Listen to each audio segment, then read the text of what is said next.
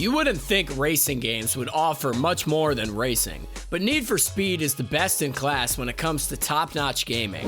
I'm Joycey from Game Rant. Let's go over Need for Speed games with the best open worlds. Grab your keys and let's go. Starting out this list, we have Need for Speed Unbound, the first true next-gen Need for Speed game, and it shows a lot in this entry. The world is huge. One of the best parts about this world is that the inner city is very different from the outer parts of it, so different parts of the map really show its personality when driving through it. Next up, we have 2015's Need for Speed. Traveling around in this massive open world with your friends made this racing game a big deal. Need for Speed has a good map with a bunch of different playstyles, which can change gameplay quite a bit. Being online only gives the game a bad name, but what players found is that it helped make racing with other players easy and immersive. Continuing on, we have Need for Speed Underground 2, the first Need for Speed game to go open world, and by doing it, it changed the course of the franchise forever, which is still being felt to this day. Not only is it the first open world racing game, but it's also one of the most iconic racing game in modern gaming. Need for Speed Underground 2 has everything in the genre, giving players a wide variety of options for car customization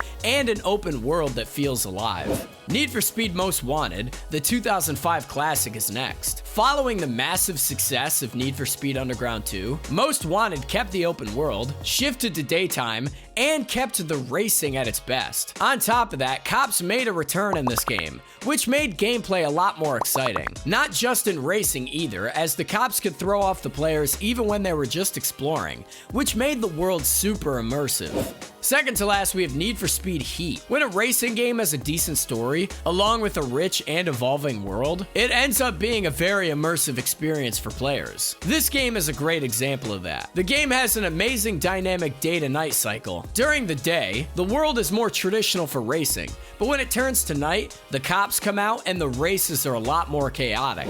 And finally, we have 2012's Need for Speed Most Wanted. A bigger and much busier world allowed the game to be more separate from the first one, which in turn gave this game an edge over the other Most Wanted game that it shares many elements with. With little to no restrictions, this game immediately gives players the keys and lets them explore, race, and do what they like. And that was it! We hope you enjoyed today's Game Rant video. Have a great day, game on, and bye-bye!